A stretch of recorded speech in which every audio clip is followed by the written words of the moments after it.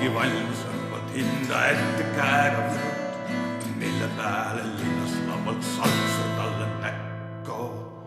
Sorrive, rüütse paps ja hõõrsa käega siin, visas näole vett ja nüüd see külmas tekiga. Nüüd ma kaen, salamahti time pornofilmi, kuidas seiklust tarre nüüd valge kemmiga. Olavi, sa sündisid aastal 69, eelmisel sajandil. Sündisid Tartus, aga kolisid kiiresti Võrru. Ja see ärgitab mind kõigepealt küsima, et milline oli sinu lapsepõlve Võru, see 70. aastate, 80. aastate Võru? Tundub kuidagi väga samasugune nagu praegu. Et kui vaadata vanu fotosid või mingit vanu filmilõike, siis oli nagu mustvalge ja nagu räämas kõik, aga siis oli kõik täpselt sama. Päike oli sama hele ja rohi oli sama roheline ja puud olid täpselt sama värvi nagu praegu. Et see meenutas vägagi praegust Võru linna.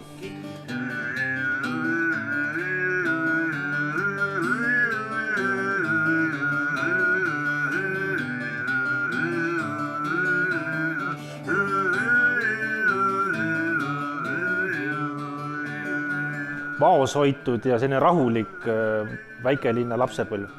Kuidagi ei tundu niimoodi, sest ma elasin ju praktiliselt ranna kõrval. Suvel käis seal meeletu hunnik rahvast. Meil oli suur kool, meil oli 600 inimest, 600 last ja meie tänav oli lapsi täis, et no kogu aeg nagu elu käis.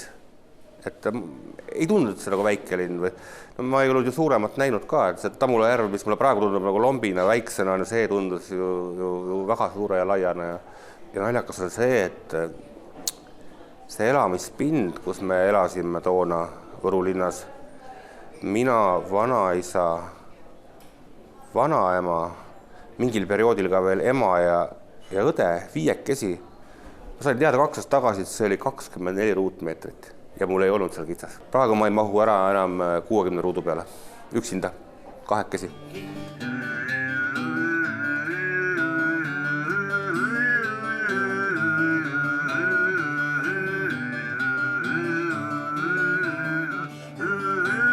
Kas selles koolis, kus sa seal käisid Võrus, kas sa oled selle kooli hetkel kuulsam vilistlane? Ma ei usu. Erki Nool on sealt pärit, sealt on Albert Kulk pärit, sealt on pärit väga palju kuulsaid tavainimesi, keda me ei tea. Sa oled öelnud, et sa oled üles kasvanud töölisperekonnas. Võru töölisperekond 70-ndatel. Milline see oli? Mille üle seal rõõmustati? Millest räägiti õhtul laua taga? Naabritega oli hästi palju nagu kokkupuutumist, et kuidagi hoov oli avatud ja kõik inimesed suhtlesid oma vahel. Kui kellegi soola ei olnud, siis ei joostud kõigepealt poodi, vaid võeti naabri käest.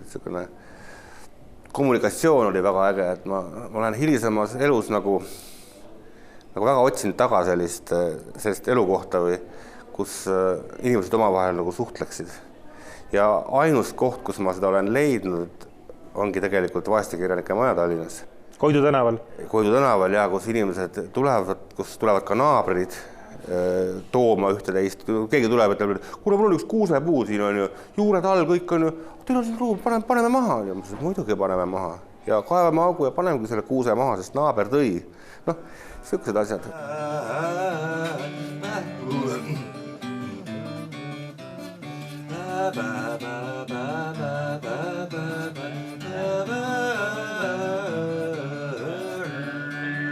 Võru seostub ühe väga kuulsa kirjanikuga veel, Kreutzwald. Minu vanaisa ütles, et ta oli olnud ka suurepärane arst, et keegi tema tuttavatest oli mäletanud seda, kuidas Kreutzwald oli tulnud Tamula järve äärest meie tänavat pidi üles ja tal oli olnud marutõubine näpu osas. Et oli käises kinni hoidnud ja see marutõben olevat püüdnud Kreutzwaldit vägisi hammustada. Koer või inimene? Inimene. Aha. Ja siis, aga eks siis papa Kreutzwald oli teadnud, kuidas see käituda, siis tuli ta eemal hoidnud ennast. Kas oli legend, on ju, aga ma arvan, et see pole ka tõsi. Kas sa Kreutzwaldi majamuuseumit oled külastanud? No muidugi olen. Seal on olnud ka minu raamatu Vee peal esitlus. Aga rahvuseepos oled läbi lugenud? Kui ma olin väike poiss, ma lugesin väga palju, aga mul ei jätkunud raamatut, mul sai kõik otsa ja mul oli ka Värdsis Kalevipoeg nagu paks olemas ja ma olin sunnitud ta läbi lugema. Ega toona ta ei meeldinud. Ma olin liiga noor, liiga laps, ja mul ei antud raamatukogust raamatuid kätte, siis õega läksin koos, õde oli vanem 3 aastat, läksin raamatukokku ja siis õe kaardiga sain võtta endale ka paki. Ja kahjuks ma lugesin toona läbi ka need asjad, mida oleks pidanud lugema hiljem. Näiteks mingid Meistrid ja Margaritad. Mõtlesin, et küll on nagu lahe lasteraamat. Olen ta paar korda uuesti üle lugenud, on jah lahe lasteraamat ja suurte raamat ka muidugi. Räägi oma koolielust, kuidas sa koolis olid? Lugesid raamatuid, siis võib eeldada, et ikkagi vaikne ja viieline. Ma olin vaikne ja 3-eline ja 2 pool. Ma olin paras nohkar, kes üritas nagu vaikselt niimoodi asjad läbi vaadata, et silma ei jääks kuskile. Sest mind kasvatasid vanaema ja vanaisa. See tähendas seda, et mul oli väga vanaaegne kasvatus. Ega ma ei leidnud siis oma eakaaslastega mingisuguseid haakuvaid teemasid, et ma olin need esimesed klassid, ma olin küll niisugune suhteliselt nagu väike vanainimene. Põhimõtteliselt sa kasvasid nagu esimese Eesti Vabariigi meeleoludes veel? See oli veel hullem, kuna vanaisa oli tulnud ringiga Lätimaalt ja Lätis sõjaväes olnud ja nad olid muidugi eestlased, aga nad rääkisid läti keeles, kui nad ei tahtnud, et laps aru saaks. Siis nad olid vanaaegse läti kasvatusega inimesed, ma pidin seda taluma. Kodus sul kõneldi läti keelt, aga kõneldi ka võru keelt? Võru keelt, kirjakeelt, eesti keelt, läti keelt. Milline neist keeltest sulle kõige loomuomasem on? Võru keel. Mul oli hääkuas esi omahinda ellu. Mul oli juba lihamasin, kasutatu kellu. Kool sai läbi, 8. lõppes läksid kuhugi kutsekasse õppima siis mida ja miks? No ma üritasin saada puidutehnoloogia masinate remontijaks, puidumasinad, sest oli ju selline, et ei ole mõtet kodus kaugele minna, kui meil on suur mööblivabrik. Sa lõpetad tehnikumi ära, mis on väga väärikas, saad ameti ja töötad.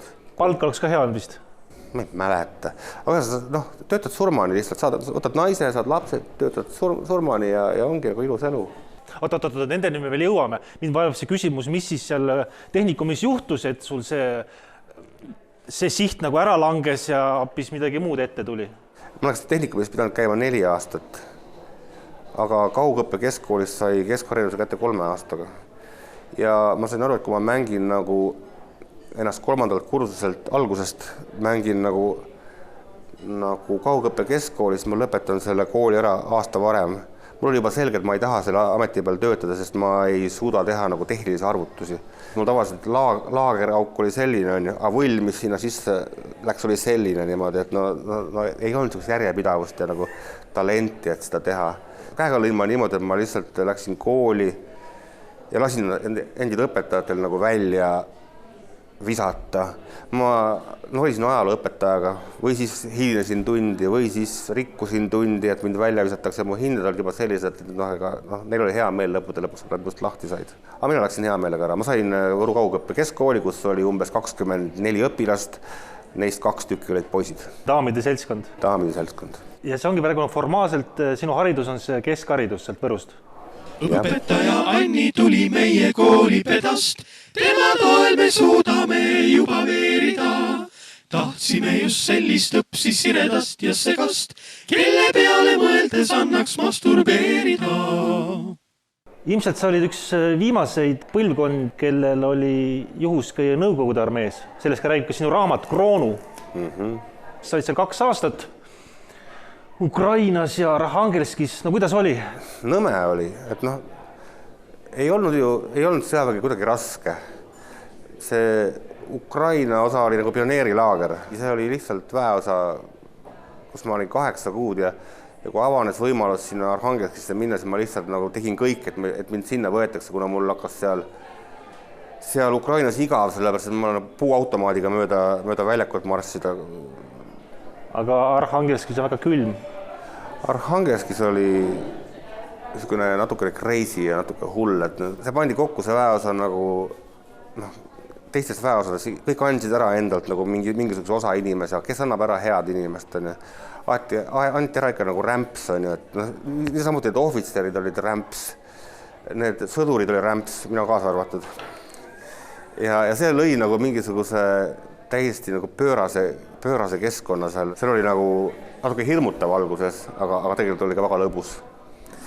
et ainukene normaalne inimene oli selle pataljoni komandör, nädalavahetus ta jõi lihtsalt oma konteinerist, ta ei pidanud seda hullumaja vastu lihtsalt, ta üritas seal midagi luua, aga praporšikud varastasid, ohvitserid varastasid, sõdurid varastasid, ümberskaalsed inimestelt on ju mingi kartulipõllud söödid tühjaks nagu lihtsalt. Ehitusmaterjal, mis toodi meie kasarmute ehituseks, need müüdi maha linna peal ja kõik, no see oli täis anarhia, selleks, et igavust peletada, mõtlevad 350 inimest järjest, nii suur meie pataljon oli, mõtlevad veel lollusi.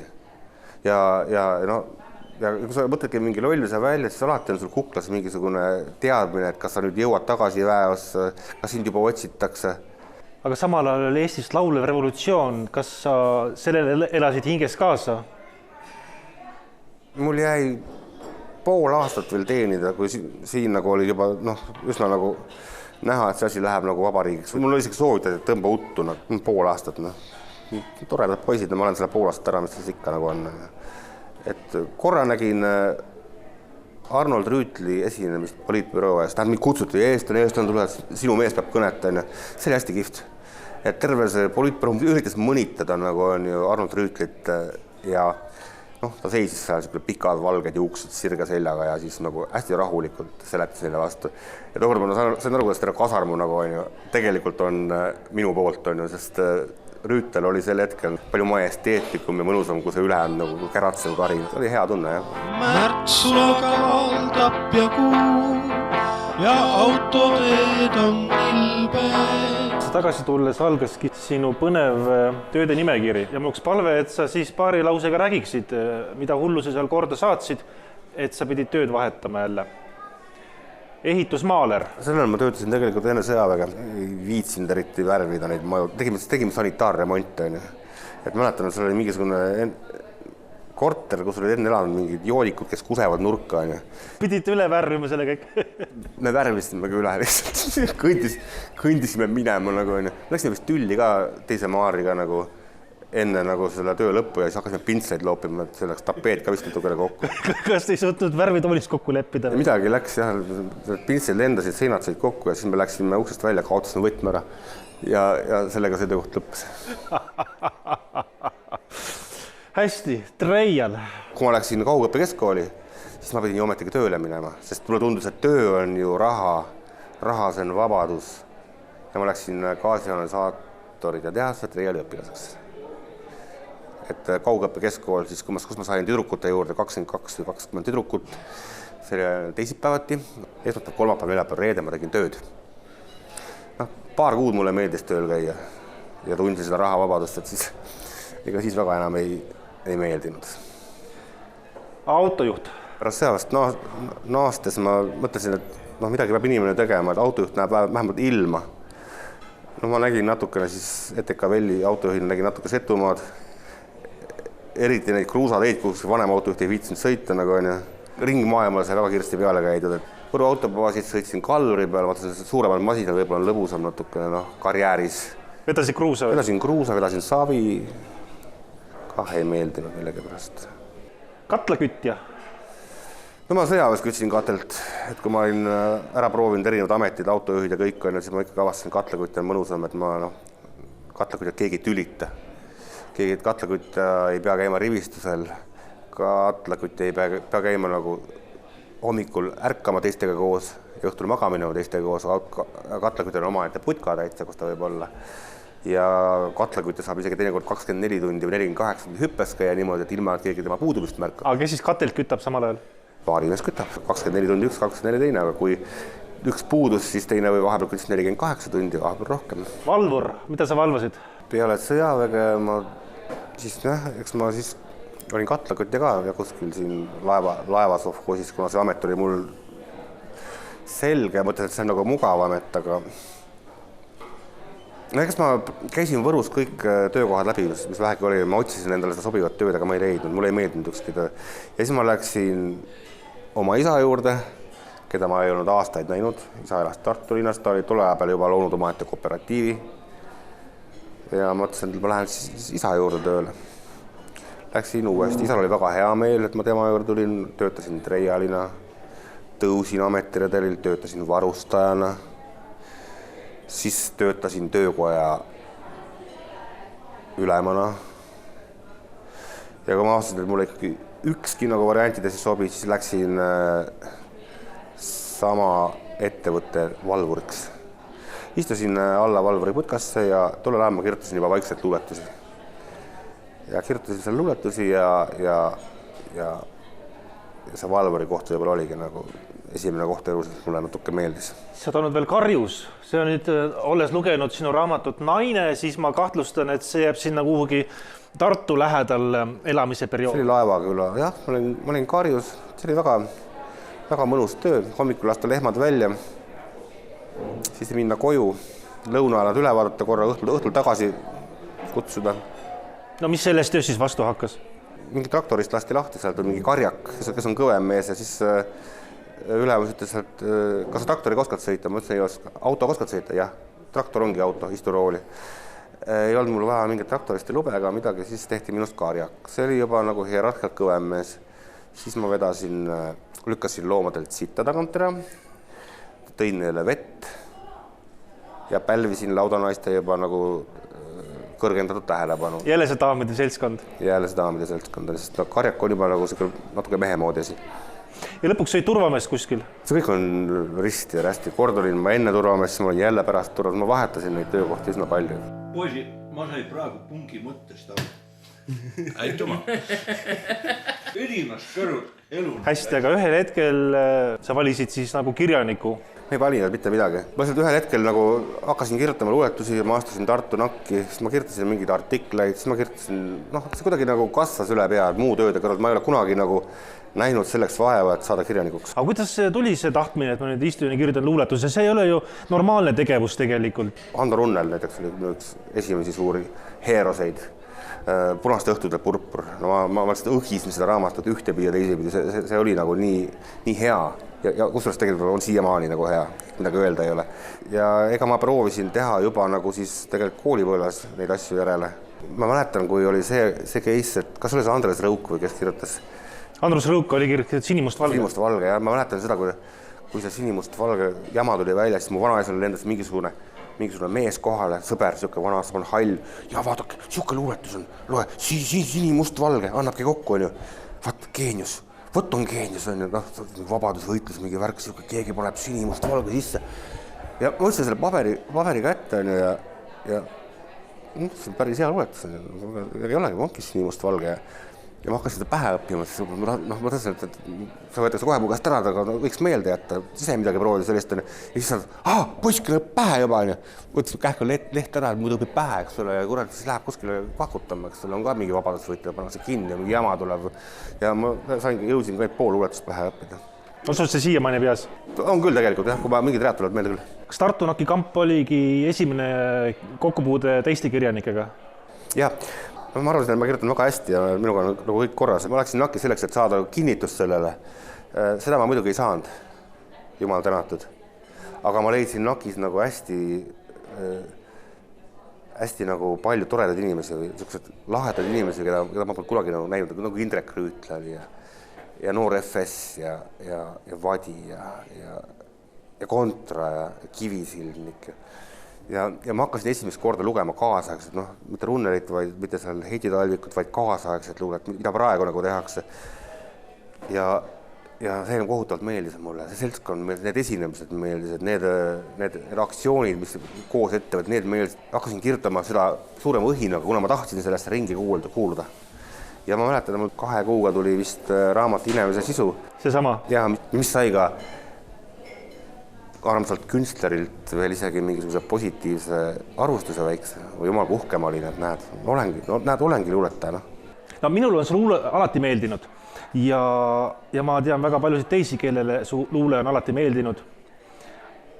Aga ei ole üldse raske ette kujutada sellist Pepsi kriitikut, kelle sõna väga palju maksab selles osas, mis on hea ja mis on halb. Sellist Pepsi kriitikut, kes leiab, et see on lihtsalt üks roppusi täis vemmalvärss, selline malevana ali laadapula ja suurt mitte midagi. Kas see tekitab sus mingisuguseid negatiivseid emotsioone? Ma ei saa anda endale mingit hinnangut, sellepärast, et see ei oleks adekvaatne.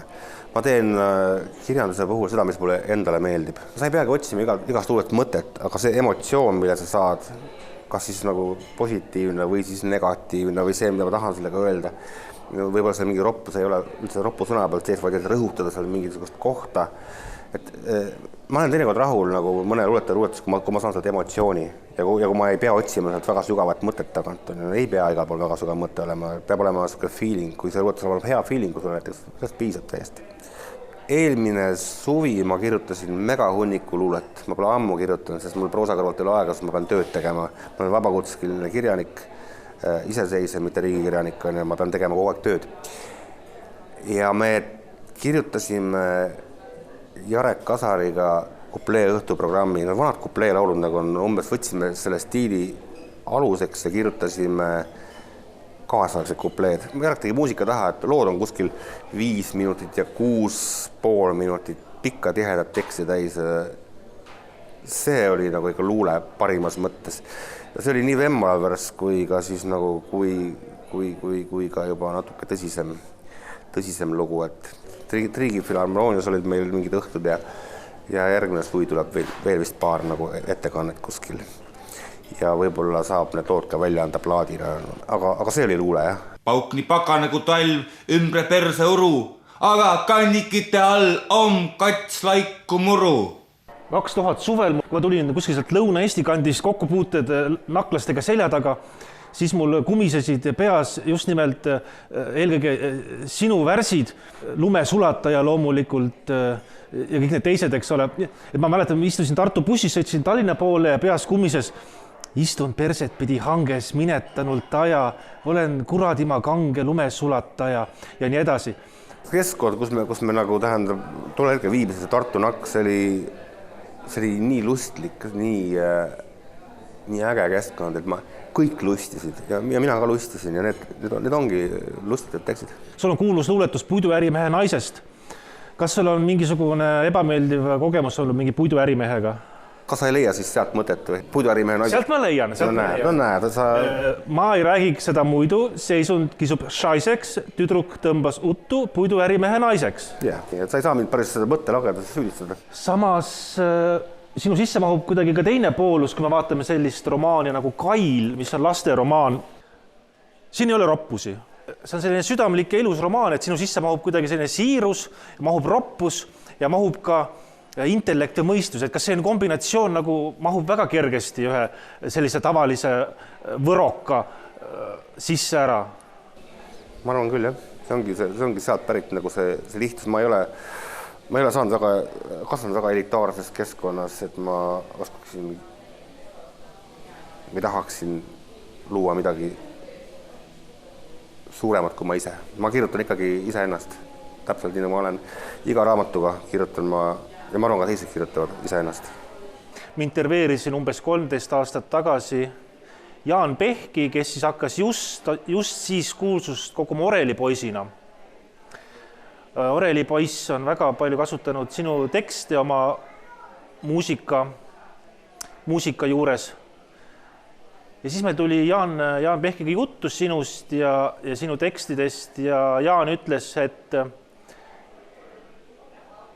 ma kuidagi usaldan Ruitlase tekstivärki. Ja kui Jaan midagi niimoodi ütleb, siis see on loomulikult väga suur kompliment, sest minu meelest tema arusaam kunstist ja maitsest ja stiilist on lihtsalt suurepärane. Kuidas sinu koostöö algas selle nähtusega nagu Oreli poiss? Millal see oli? Kas Jaan tuli küsis, on sul midagi? Ma arvan, et see kuidagi nagu niimoodi, et Jaan istus Türil rahatult.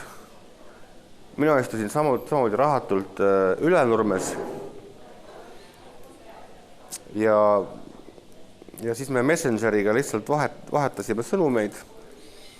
Mina saatsin talle siis mingisuguse teksti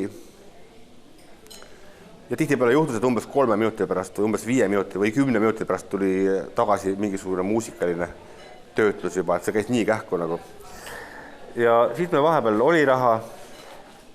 Siis ma mäletan, kuidas Jaan lõhkus meil viimases hädas mingisuguse savist kassa ära, et saada kätte sealt mingisugused mündid, et õhtu veel poodi jõuda. Ja nii me toimetasime. Hästi vahva oli. Vahepeal me kohtusime ka. Kui aeg edasi läks, siis Jaanil tuli tööd, Jaanil tuli mängusid, Jaanil tuli raha. minul tuli ka raha, sest ma hakkasin ka nagu mingid asjad hakkasid paremini minema, mingid tellimused tulid, saime juba inimese moodi elada, siis jäi töö nagu harvemaks, sellepärast, et mõlemil oli lihtsalt nagu tegemist palju, Johanil kui minul. Aga vahepeal me ikkagi tegime, mäletan, mis see Eesti laulule eelnes Eurovisiooni laulule, me saatsime ikka kiuslikult mingisugused laulutekste vahepeal.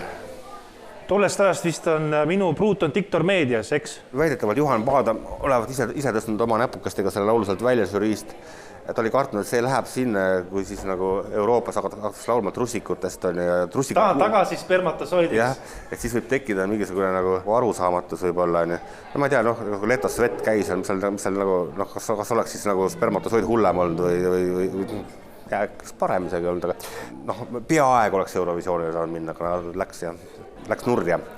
Aga me proovisime veel üks laul nimega Zombi oli meil kunagi, mille mina kirjutasin teksti jälle umbes 5 minutiga ja Jaan tegi umbes 5 minutiga muusika taha, esmase variandi ja sellele me tegime veel video taha kuidagi moodi, et seal oli Jarek Kasar ja Vaiko Eplik ja see ka ei jõudnud Eurovisioonile, sest eks me tegime neid asju sellepärast, et mitte kuhugi jõuda, vaid lihtsalt nagu oli tore teha asju.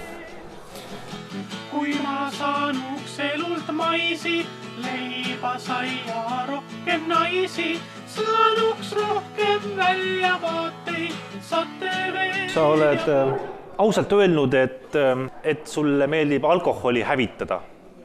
Kuidas sellega su elus on olnud, kuidas sellega nüüd on? Sellega on nii, et nagu ikka on väga paljude, minu ja väga paljud tuttavate elus, et kuni 40 aastani suudab inimene alkoholi hävitada ja siis pärast seda hakkab alkohol inimest hävitama, et 40 või 42 ma nagu tundsin, ma hakkan alla jääma, et ma ei jõua piisavalt tööd teha, tegin mingi teleseriaal tulla, et ma jään nagu kuidagi lohisema ja siis tollest ajast ma põhimõtteliselt ei joo. No, olen mingid aeg-ajalt proovinud, et äkki on nagu organismis mingi muutus toimunud ja ma saan jälle vana elu jätkata, aga niimoodi see ei ole ja ma olen praegu väga rahul oma kaine perioodiga, sest praegu tuletasid mulle meelde, et alkohol on nagu olemas, minu jaoks nagu ei ole seda asja, ma olen nii leppinud. Ja siis on hamba verele nüüd? Ei jäänud, et minu jaoks nagu ei ole või ma olen harjunud nagu kuidagi ilma olema. Meenus üks lõbus jutt sinu kohta. Kirjanik jätab endast ametigi maha igasugused lugusid. See viib tagasi raamatu 5 pääle aegadesse, kus sa käisid selle 5 pääle seltskonnaga. Raamat on siin, et saan näidata. Aapo Ilves, Jan Rahma, Kontra, Olavi Ruitlane, Pulga Jaan. Et selline tore seltskond viisik käis Ühispanga jõulupeol. Ei mäletan, aga võib-olla. Refereerin inimest, kes mäletab, et sa hävitasid seal väga palju alkoholi. Seal Ühispanga jõulupeel olid ka lapsed ja mingil hetkel sa teatasid midagi hästi kõvasti, hästi valjult, hästi ropusti. Selle peale tulid Ühispanga peol viibivad mehed sulle kallale. Aapo Ilvese prillid lõhuti ära ja oli suur hunnik sekeldust. Ja honorari sa ka ei saanud. See on mingi legend. See on mingi lendu läinud legend, aga ma tõesti ei ole käinud Ühispanga üritusel. Ma mäletan, et me oleme Aapo Ilvesega kukkunud politseisse. Mind ja Kudult teisaldati. Aapol tuli istuda veel 4 päeva vangis ja Kudule ka loomulikult. Et seda ma mäletan kõike. Ja... Mis te tegite siis sellist, et teid pidi teisaldama? Me tähistasime Kalev Kudu sünnipäeva ja me sattusime Postimehe maja ette, kus pärast saime teada, kus oli just nagu enne meid käratsenud mingisugune noorte jõuk. Ja kellele oli kutsutud välja politsei. Politsei tuli siis kohale, noorte jõuk oli siis meie näol seal, nüüd oli mina, Aapo Ilves, Kalev Kudu ja nad tulid meie juurde ja hakkasid uskumatult nagu norivalt nagu käituma. Ma ei saanud aru, mis nagu toimub, mõtlesin, et teevad nalja nagu, et muidugi me olime nagu joond on ju ja see läks nagu lumepall hakkas veerema lõpuks see politsei hakkas raputama mind, ta raputas mul viinapudeliga põues, see kukkus maha kildudeks ja siis ümber inimesed vaatasid ümberringi, see nägi näota välja, kui pudel kukkus kildudeks ja siis nagu enda õigustuseks seda politseinik sai aru, et ta tegi ka midagi valesti, et no tema ju tegelikult raputas selle nagu asja sinna maha, siis lükati auto uksed lahti ja meid auto peale ja siis ma sain ka aru, et siin pole enam mõtet vaielda nagu, et on nagu on. Kaua siis sina istusid? Mul oli mingi tööots vist järgmine päev esinemine kokku lepitud, ma ei saanud minna vangi rohkemaks, ma pidin võtma süü omaks. Aapo Ilves nagu ei võtnud süüd omaks ja ei võtnud ka kahjuks Kalev Kudu, kes oli nii purjus, et ta ei olnud absoluutselt võimeline nagu mingit kuritegu sooritamagi. Siis neil tuli istuda 4 päeva vangis. Ja noh, mis seal siis ikka nagu inimesed on vahepeal närvilised, ka politseinikud oli inimesed, on vahepeal närvilised, neil on halvemad ja paremad päevad. Lihtsalt kuidagi läks niimoodi, et nagu läks. Räägi sellest 5 peale kambast, kuidas selline kamp kokku tuli? See oli vist Aapo ja Janni nagu Jan Rahmani idee see kamp kokku kutsuda. Eks meil olid omad tekstid nagu olemas, et selles mõttes ei olnud vaja midagi väga juurde toota. Mul olid võrugased luuletekstid. Pulga Jaan oli meiega toona kambas. Me tegime seda kuidagi nagu lustiga või läksime kuskile laagrisse, tegime plaati sellele. Plaat on ka seal vahel, jah? Tegime plaati selle plaadiga niimoodi, et 2005 aastal mul oli, ma ei saanud tulla salvestusele, kuna mul oli isa surnud. Ja siis ma nagu jõudsin vist pärast matuseid, läksin otse Räpinasse Aapo Ilvese juurde ja siis Aapo juures tegime selle asja sisse. Pärast nagu ma kuulnud, poweriga hääl, ma olin tegelikult emotsionaalselt nagu täiesti läbi, sellepärast ma reaalselt matsin samal päeval nagu isa ja peaks kuulama oma hääle üle, kui palju see siis nagu värises või ei värisenud.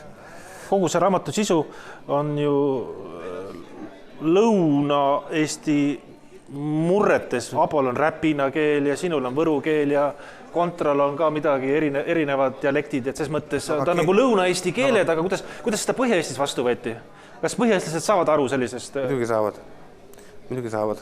Ma ei ole kohanud inimest nagu, võib-olla inimesed ei võta nagu mingit materjali kätte lugemise jaoks, on raske on lugeda, aga kui sa elavalt neile ette kannad rahulikult aeglaselt, ma ei ole näinud inimest, kes ei saaks aru.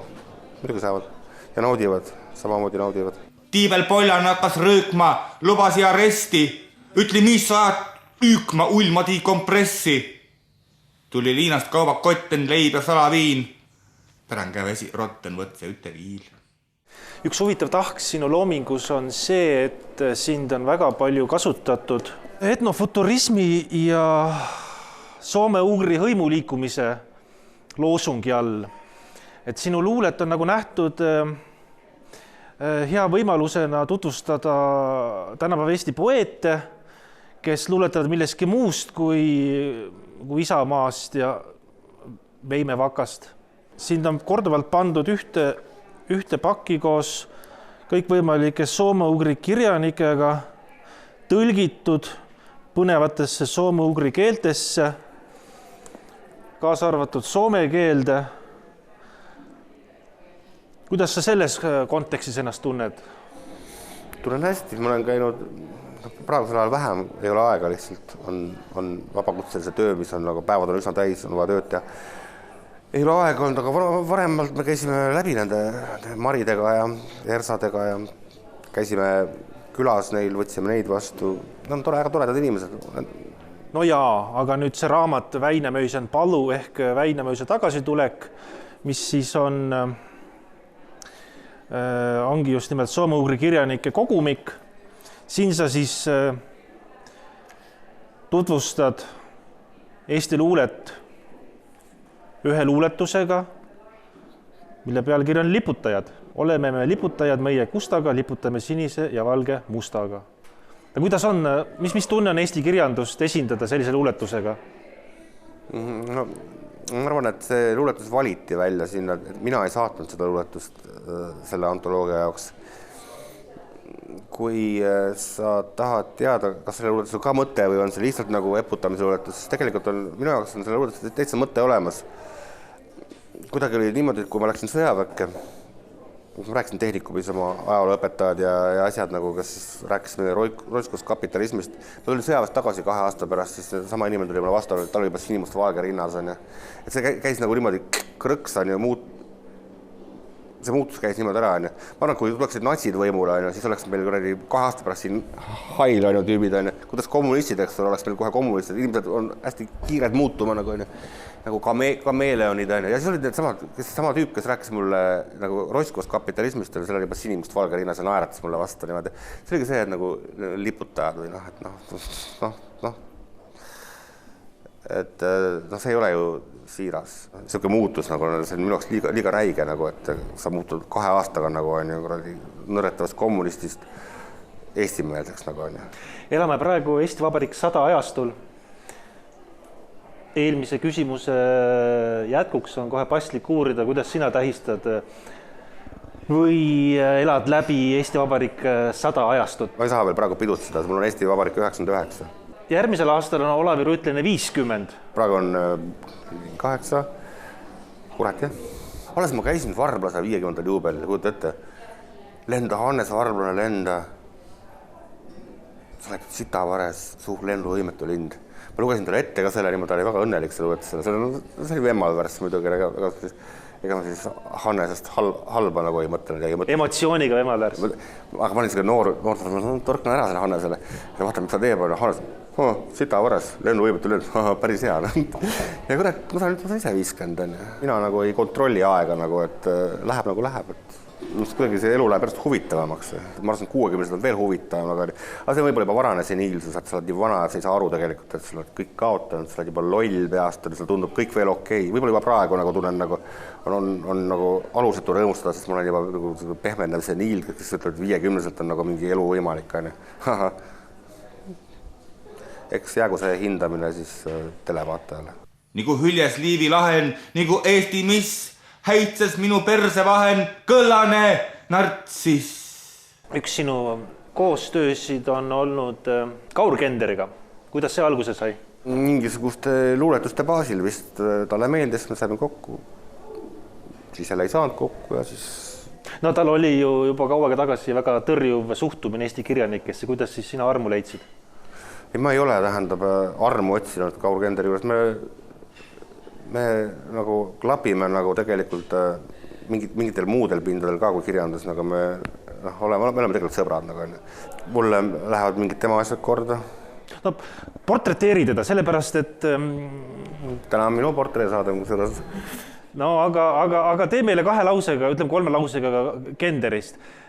Selline sinu pilgu läbi just portree. Seepärast, et viimane aasta meil on seda kohtuprotsessi siin ja kõik see kõmu ja Kaur ise toodab endast kõikvõimalikku kõmu infot. Et ole nüüd sina see, kes võtab selle 3 lauset ja portreteerib ta nagu täpselt ära ilma selle mürata. Kaur ei ole mind kunagi üheski probleemis hätte jätnud. Ta on alati minu jaoks olemas olnud. Ta elab Eestis kaugel niimoodi ja elab muud elu, et miks me peame üldse Kaurist rääkima. Me suhtleme muidugi. Ja ma lähen vist 5. külla. Ma käin Londonis mõne päeva. Lihtsalt lähen nagu sõpra vaatama. Mis puutub Kauri, ma olen saanud otseseid nagu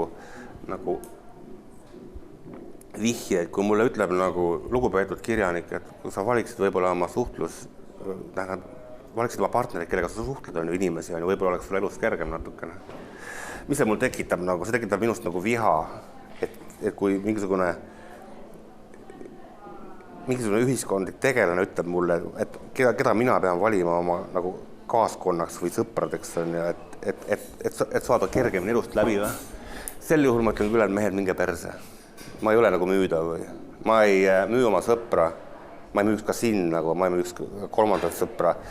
Selle nime, kui keegi ütleb mulle, et vaheta ma sõber välja, sul hakkab elus kergem natuke. Ma saan aru, et ma olin väga palju teleekraanil ja pildis Kauri kohtuasjaga, kuna ma käisin tal kohtus kaasas, siis jah, sõber peab käima kaasas lihtsalt, on ju. Kui sul on raske ja ma saan aru, nagu, et ma olen väga palju uksi endal lukku pannud sellega, kuna ma ei käi sobivas seltskonnas. Ma mõtlesin kultuurkapitali. Ma sain kultuurkapitalist kirja nagu on ju.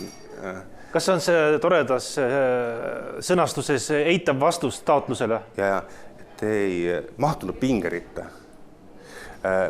See on niimoodi, et kui su raamatud müüakse 6000, eks ole, nii naist kui vee pealt müüakse 6000, eks ole. et see tähendab seda, et inimesed, kus on 3 raamatuga valitud Apollo aasta parimaks lugejaks, nii Kroonu sai selle, sai naise valisid naised sinna, vist see ka mingi Apollo ja muidugi Vee peal oli jälle aastaraamat, et nagu lugeja valib ja siis Kultuurkapital saadab mulle kirja, et nagu ei mahtunud pingeritta. Pärast seda on ilmselge, et ma ei saa enam nagu Kultuurkapitaliga koostööd teha. Ma ei saa talle järgmist kirja saata sellepärast, et kui ma ei mahu pingeritta, siis ma pean ise hakkama saama, mis ongi tegelikult õige. Ai tiiki midagist ma, las ta nukan sais. Mulle lihtsalt miildus time kõvaketta hais. Romaan Naine on üks vähestest teiste romaanidest, mida ma kord 2 aasta tagant loen ja uuesti läbi. Et selles kategoorias on väga vähe romaane minu isiklikus kultuuritarbimises. Võib-olla Lutsu suvi või veel paar sellist asja. Et minu meelest on see suurepärane võrratu romaan, siin ei ole ühtki liigset sõna.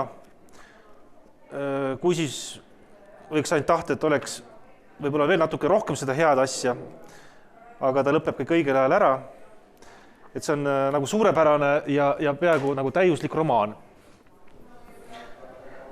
Selle kirjutamisest on nüüd möödas tubli 10 aastat. Kuidas sa nüüd kirjeldaksid selle romaani sünnihetke, motiive, tekkemehhanisme? Ma ei saa nagu kuidagi moodi adekvaatselt nagu kirjeldada. Et minu jaoks on nagu kirjutamine nagu natuke teraapiline asi või et kui mul on mingisugune küsimus või probleem või mingi asi, mis mul kipitab, siis ma kirjutan enda sellest nagu vabaks. Nagu ütleme, et mul selle Vee peal puhul mul on väga palju nagu endalegi arusaamatud asjad lapsepõlvest, et mis mulle nagu ei jõudnud kohale või et selleks nagu, et see endale selgeks teha, mõista pidin ma selle lahti kirjutama. Et see on uskumatu, mis inimese peas nagu alles on. Mul tulid meelde nagu mingisugused mingid dialoogid ja isegi mis näod inimestel, mis ilm see päev väljas nagu oli, mis moodi inimesed omavahel rääkisid. Ma läksin ikka päris nagu lapsepõlve tagasi ja nüüd, kui see raamat on valmis, ma tunnen, et ma olen enda jaoks nagu selle lapsepõlve nagu lahti mõelnud. Sinna mul enam tagasi pöörduda pole vaja, et nagu, ma olen sellega nüüd rahu teinud. Samuti on see naine toona üks perekondlik probleem, mis kasvas üle pea niimoodi, et ma ei saanud nagu sellega enam hakkama. Ma pidin selle välja kirjutama. See ei olnud nagu väga kerge teema minu jaoks, aga ma tegin selle valmis ja sellega ma lahendasin ka selle teema, et kas ma praegu saaks sellest rääkida, ei saa, sest ma ei ole seda raamatut vahepeal lugenud ausalt öeldes, need 10 aastat, ma ei loe oma raamatut. Loe jube hea on. Ma ei loe oma raamatut, võib-olla kunagi vanades, kui ma ei mäleta, kui see siniilsus nagu kasvab või süveneb, võib-olla ma siis võtan ette, kui ma ei mäletan enam, nagu, et ma kirjutasin nad. Siia raamatusse sa oled ilusti ette kirjutanud. See lugu on pullisitt, midagi sellist ei ole kunagi juhtunud. Kui sa loed kuskil filmis seda, et seda ei ole kunagi juhtunud, siis kindlasti on see juhtunud. Muidu ei panna see asju ette, eks ole, kui see asi ei ole juhtunud. Aga see on ka kirjutatud kui seda ei ole juhtunud, vaatas pullisitt, see on ju ka pingega kirjutatud, et kõik aru saaksid, et mulle meeldis käsitlus, et selle lool pole ka autorit. Lihtsalt taevast alla kukkunud käsikiri. Ma ei tea, ma olen sellest vaba sellest teemast. Ma olen praegu, elan pereelu, mul on 1,5-aastane väike laps, imearmas pere. Võib-olla ma oskan praegu nagu paremini ja kindlasti ma oskan paremini ka peresuhet pidada, kuna ma olen selle raamatuga väga palju asjad läbi mõelnud enda jaoks. Ma kindlasti oskan oluliselt paremini väärtustada kõige tähtsamat inimest, mida ma siis selle aja jooksul kindlasti tegin oluliselt vähem.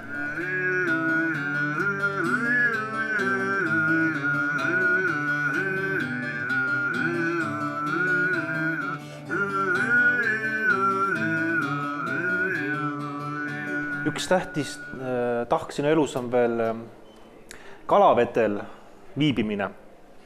Jõed, järved, Tallinnas elades ka meri. Kas sul on seal kirjanike maja hoovi peal on see paat või? Praegu mul Salme tänaval paat. Ja siis sa võtad selle sappas, sõidad kuhugi ja lähed merele? Käin siin, käin Vormsi ümber, käin Hiiumaa kandis, käin Peipsi peal. Mis see annab sulle? Vee peal olek on nagu meditatsioon, et seal on nagu hästi lihtsad tegevused. Sa pead selle õnge otsa panema, või landi otsa panema ja loopima seda ja valima kohta, kus sa loobid. See on nii lihtne tegevus, et see ei koorma sind, aga samal ajal on nagu kindel, et sa ei mõtle ka millegile muule. See on nagu joomine, et sa saad aju tagant ära endal, aga kalapüük vee peal olek on see, et sa lõpetad ilma pohmellita. Sa lõpetad nagu mõnusalt. Ma kasutan seda nagu töövõime taastamiseks. Et kui sa päeva ära käid, siis see väsitab ära see kuskil mere peal loksumine ja kõik ja ära magad, siis kelle töövõimeline. Ujud ikka oskad? Mis kasu on mere peal ujumisoskusest? Enamus aega, kui sa käid kalal, on siin veetemperatuurid mingisugune 6 kraadi või 4 kraadi. Valem ütleb, et nii palju kraadi, nii palju minutit on sul järgi, et kui sa lähed seal kuskil 4-kraadise veega nagu kaldast 5 kilomeetrit eemal põhja või vette, mis lootust seal ikka väga on, aga parem siis juba ette vaadata, et vett ei kuku. Et päästevarustus ja asjad ja valid ilma, millal lähed. Ühes Uljas eluloo kirjelduses kunagi rääkisid, et kasvatad poega, siis oli veel üks laps, kasvatad poega ja temast kasvatad tööpõlgurit. Aga praegu selgub, et ei ole mingit tööpõlgurit, ta õpib usinasti ehituskoolis. Ta on ehituskooli viimasel kursusel, tegi ära just autokooli eksamid, on 18 täis. Imetore poiss. Mis tarkus sa talle oled jaganud? Mis ma ikka nagu lapsele jagan? Laps võtab vastu seda, mida ta ise tahab. Ega mu väike poiss 1,5 aastal see ka ei kuula ja see võtab vastu see, mis temale endale sobib. Et ma ei tea, kuidagi moodi on läinud niimoodi, et temast ei ole tulnud tööpõlgur. Pigem on ta suurem töömees kui mina, et kui me võtame koos ette mingi asja, siis temast on nagu rohkem kasu kui minust. Et kui te hakkate koos seina maalima, siis temaga te tülli ei lähe? Ei, me ei lähe tülli, me saame väga hästi läbi. Aitäh sulle, Olavi! Tore vestlus oli. Aitäh sulle, et kutsusid. Juhtmed punane ja must, kollane on taimer. Teile kohe näitab Märt, kuid ei näita Rainer. Kommikarbi sees on pomm, komme küll ei ole. Ja kes selles süüdi on?